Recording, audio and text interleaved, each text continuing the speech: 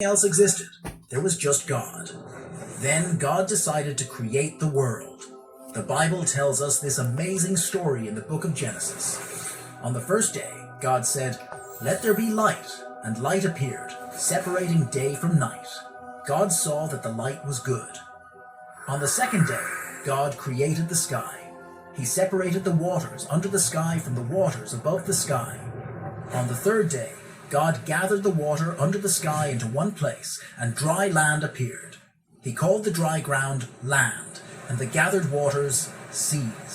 Then God made plants, trees, and flowers to cover the land. Everything started to look colorful and beautiful. On the fourth day, God created the sun to shine during the day, the moon and stars to light up the night. He set them in the sky to mark days, seasons, and years. On the fifth day, God filled the seas with fish and other water creatures. He also created birds to fly across the sky. God saw how wonderful they were and told them to multiply and fill the seas and skies. On the sixth day, God made animals of all kinds to live on the land. There were big animals and small animals, wild animals and gentle ones. Then God did something very special. He created people, a man and a woman. He made them look like himself and gave them the whole world to take care of. He told them to look after the animals and the plants and to have children so that people would fill the earth. Finally, on the seventh day, God had finished his work of creation, and he rested. He blessed this day and made it holy, because it was the day when he rested from all his work of creating. That's the story of how God created the world in 6 days and then rested on the seventh. It's a story of how everything started and how God made our world with so much care and beauty. It reminds us that everything in the world, from the biggest mountain. प्रभु यीशु मसीह के मधुर नाम में आप सभी को जय मसीह की एक बार फिर से आपका स्वागत है हमारी संडे सरमन सीरीज में। और आपको बड़ी हैरानी हो रही होगी अजीज़ों ये जानकर कि आज का ये विषय कैसा है, जिसमें ये पूछा गया है कि क्या सच में परमेश्वर है। आपको लग रहा होगा कि क्या हो गया मुझे, कि क्या मेरा भी ये विश्वास है कि ईश्वर नहीं है। अजीज़ों, मेरा विश्वास तो है कि ईश्वर है और अवश्य है, उसके बिना कुछ भी संभव नहीं है। और जहाँ तक मसीही विश्वासियों का सवाल है तो वे सब भी ईश्वर में विश्वास करते हैं। और अगर आप बाइबल की बात करें तो बाइबल की तो शुरुआत ही इस बात से होती है कि ईश्वर है और उसी ने पूरी सृष्टि को बनाया है। अगर आप पवित्र शास्त्र बाइबल की पहली पुस्तक उत्पत्ति जेनेसिस उसका अध्याय 1 और पद संख्या 1 अगर आप पढ़ेंगे तो वहाँ पे लिखा है कि आदि में परमेश्वर ने आकाश और पृथ्वी की सृष्टि की। और ये यहाँ पे स्पष्ट है कि ये जो पूरी दुनिया, ये पूरा जो ब्रह्मांड बना है, ये सिर्फ और सिर्फ परमेश्वर के द्वारा बनाया गया है। जो कुछ भी इसमें हमें दिखाई देता है वे सब कुछ भी परमेश्वर का बनाया हुआ है। आज का जो विषय है वो लिया गया है संत यूहन्ना रचित सुसमाचार उसका अध्याय 1 और उसके शुरू के कुछ एक पद और उसके बाद 14वां पद। यहाँ पे भी कुछ ऐसा ही जिक्र है अजीजों। मैं पढ़ना चाहूँगा आपके लिए। आदि में वचन था, वचन परमेश्वर के साथ था और वचन परमेश्वर था।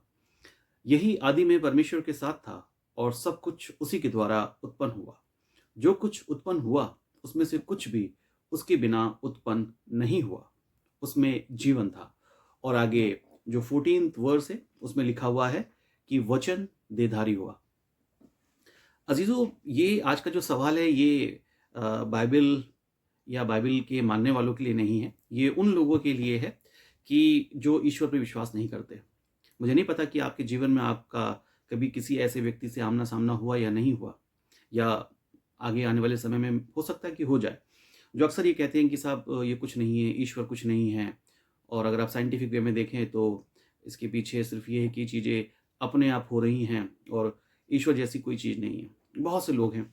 और जैसे जैसे आधुनिकता बढ़ती जा रही है, जैसे जैसे साइंस और टेक्नोलॉजी बढ़ती जा रही है, वैसे वैसे लोग बेशक इस बात को ना बोलें, लेकिन उनका जीवन, उनका व्यवहार से आपको लगेगा कि शायद ये ईश्वर में विश्वास नहीं करते हैं।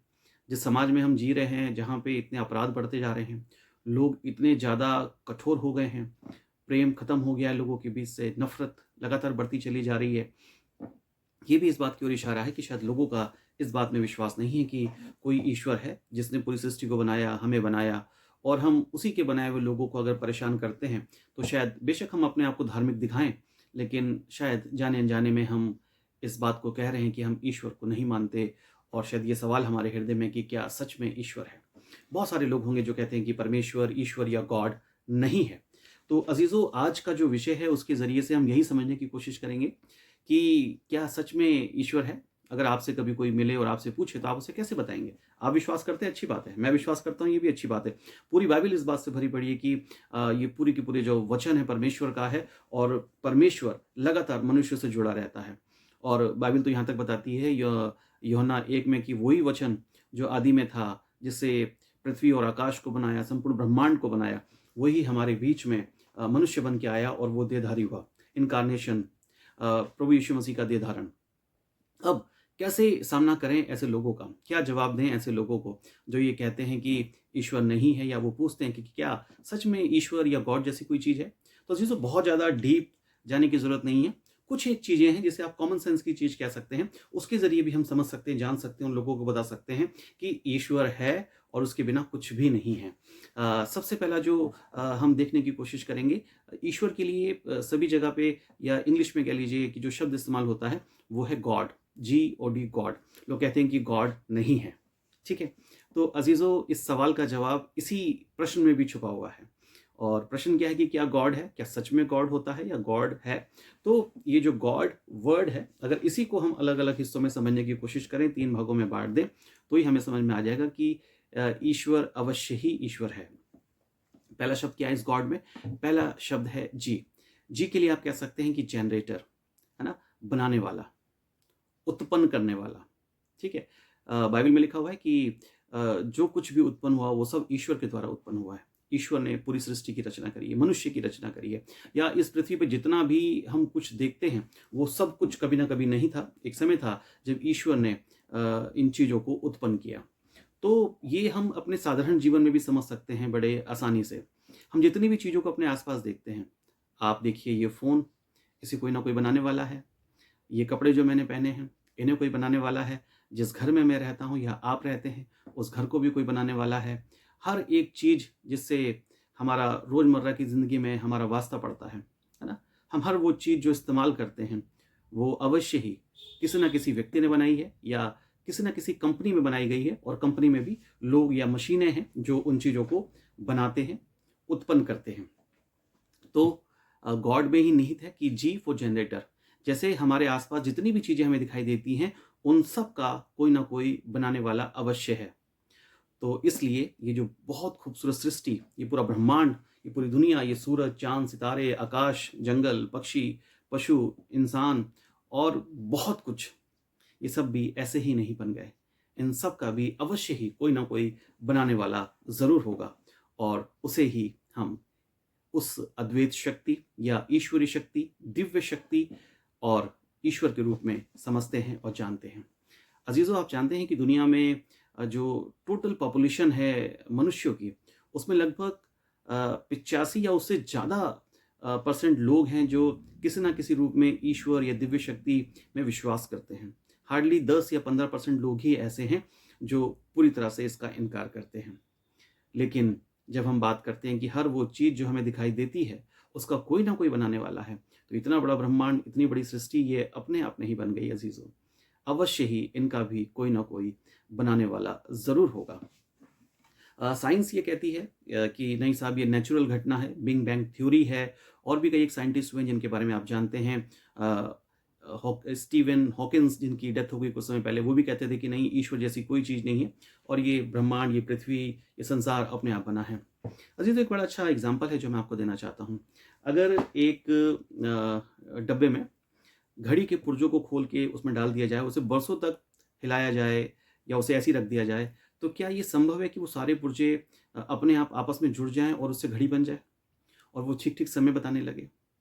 कोई तो होगा जो उन सारे पुर्जों को जोड़ के एक साथ इस क्रम में लगाएगा कि वो एक घड़ी के रूप में हमें सही समय बताने का उपकरण बन जाता है।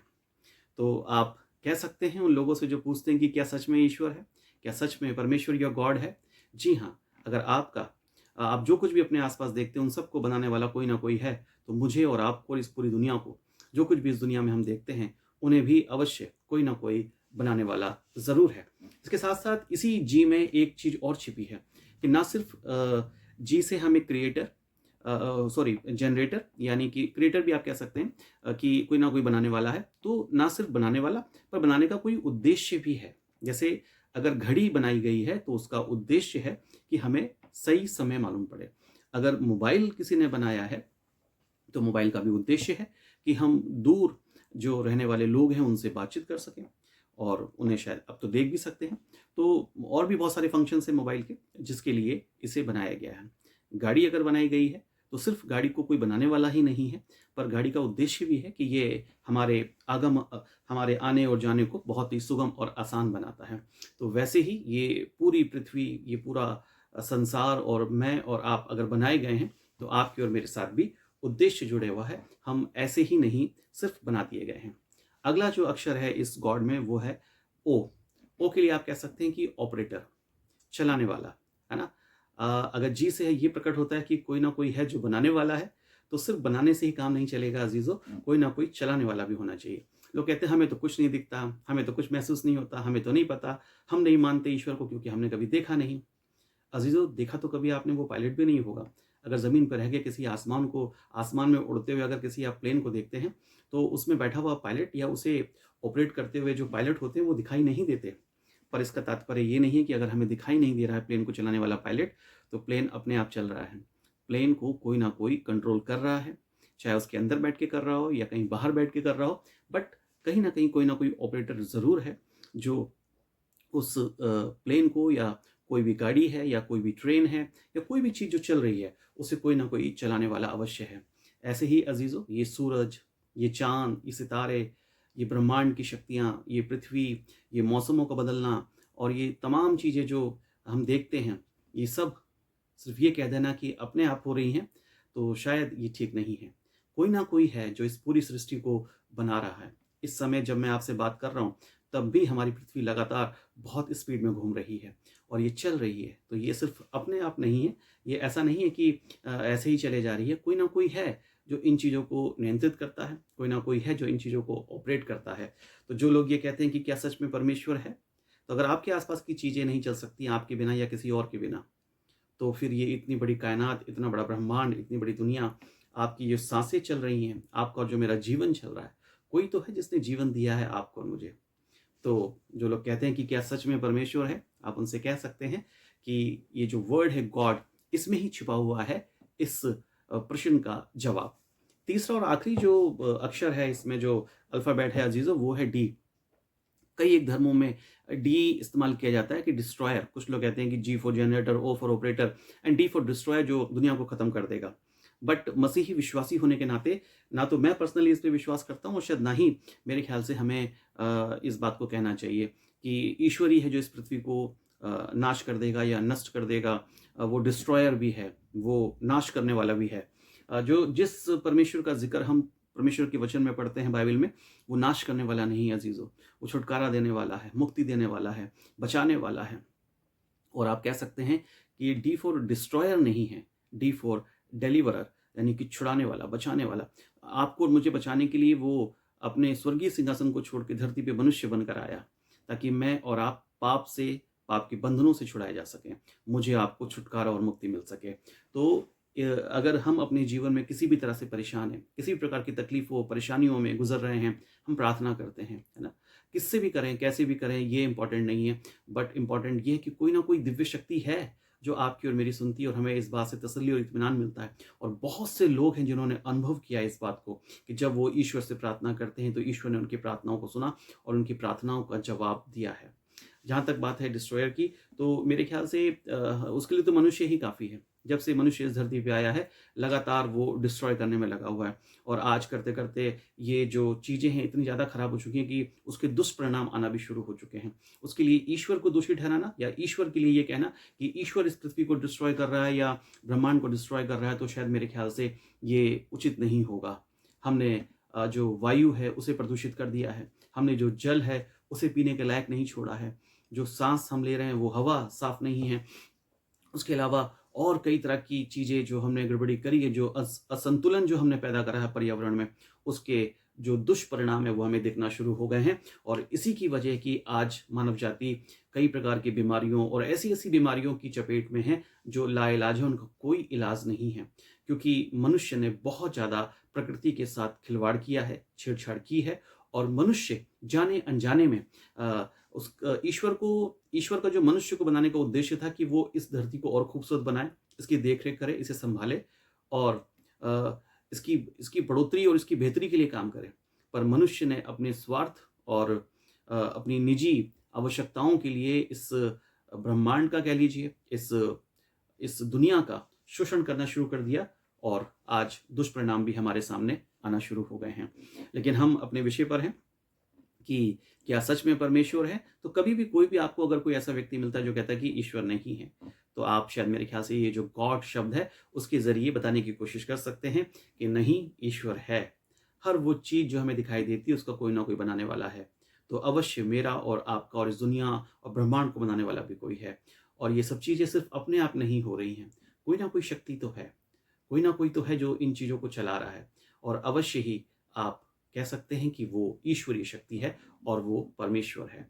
और इन सब के बाद जो हमने अपने लिए प्रॉब्लम्स खड़ी करी हैं, आज बीमारियां हैं, परेशानियां हैं और कई तरह की चीज़ें हैं जो हमने कई तरह के संकट अपने लिए खड़े कर लिए हैं, तो उन सब में छुड़ाने और बचाने वाला भी अगर कोई है तो वो सिर्फ ईश्वर है।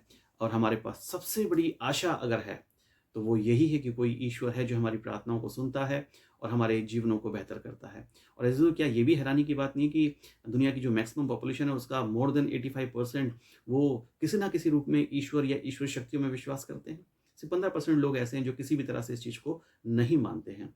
अगर आपने पिछले दिनों न्यूज़ में सुना हो, देखा, तो आपको ये पता चलेगा कि एलन मस्क उन्होंने भी कहा है कि ये जो यूनिवर्स है इतना खूबसूरत है, इतना विशाल है, इतना विराट है और जिस तरह से चीज़ें चल रही हैं, ये नहीं कह सकते हैं कि सब कुछ अपने आप हो रहा है। कोई ना कोई दिव्य शक्ति है जो इसे चला रही है और वो दिव्य शक्ति ही है जिसे हम ईश्वर कहते हैं।